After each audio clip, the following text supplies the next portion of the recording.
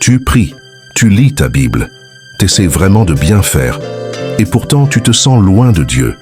C'est comme s'il y avait un mur invisible, une fatigue spirituelle qui reste collée à toi, et tes prières semblent bloquées au plafond. Tu vois les autres partager leurs témoignages, leurs forces, et dans ton coin tu te demandes « Seigneur, pourquoi pas moi?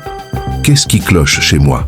Et si je te disais que ça n'a probablement rien à voir avec un péché caché ou un manque de passion?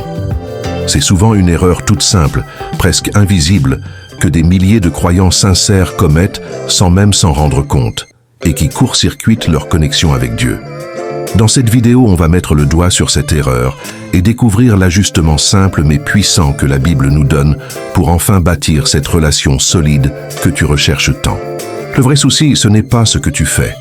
Tu es peut-être même hyper discipliné. Tu pries pour tes besoins, pour ta famille, tu lis plusieurs chapitres par jour, tu sers à l'église. De l'extérieur, tout a l'air parfait. Mais le fond du problème, c'est une question d'orientation. C'est toute la différence entre une vraie relation et une simple transaction. Imagine une seconde que tu as un ami super riche. Si à chaque fois que tu l'appelles, c'est pour lui demander un service ou de l'argent sans jamais juste prendre de ses nouvelles, savoir comment il va, au bout d'un moment, cette amitié, elle devient quoi? Juste une transaction, non? Eh bien, l'erreur qui bloque tant de croyants, c'est exactement ça. Chercher la main de Dieu plus que sa face. On passe notre temps à lui dérouler la liste de nos besoins, de nos envies, des problèmes qu'il doit résoudre. On cherche ses bénédictions, ses miracles, ses solutions. Mais on oublie de chercher celui qui est la source de tout ça. On finit par traiter le roi de l'univers comme un distributeur automatique de bénédictions. Et le blocage, il est là. Le piège, c'est que cette erreur a l'air très pieuse. Prier pour ses besoins, ce n'est pas mal en soi.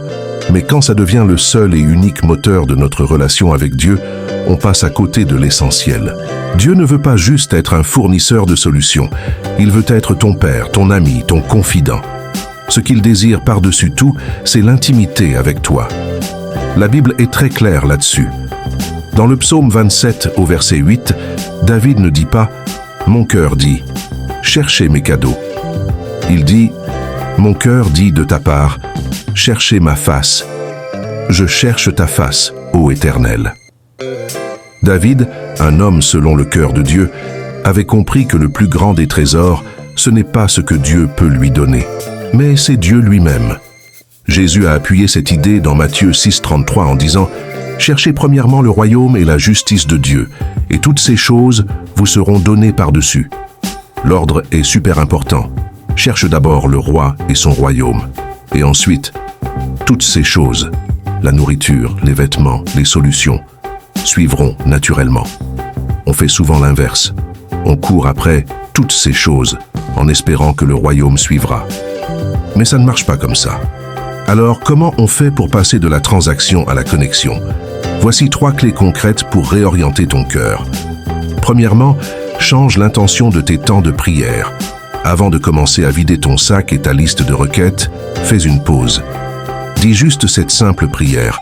Seigneur, aujourd'hui, avant toute chose, je ne veux rien d'autre que ta présence.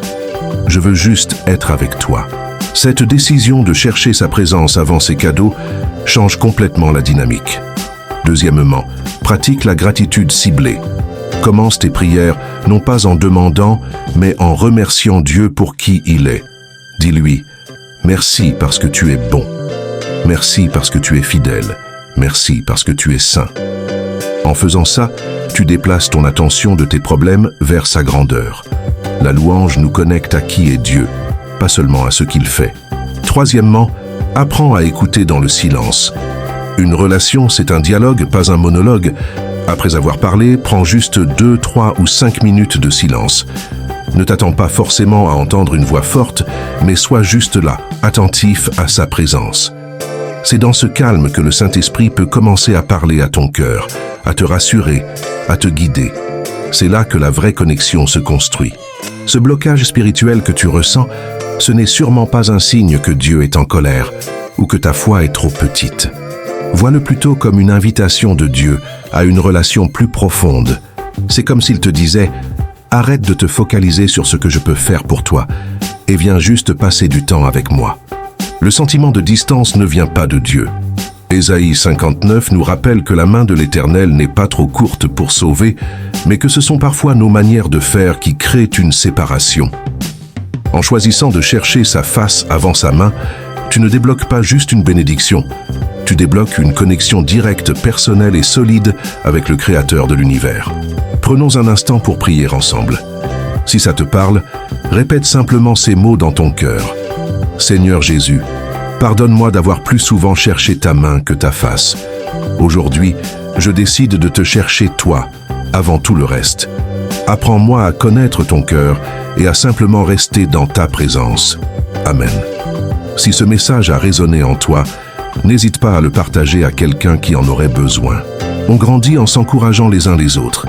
Et pense à t'abonner pour ne rien manquer des prochaines vidéos et continuer à grandir ensemble dans notre foi. Sois béni.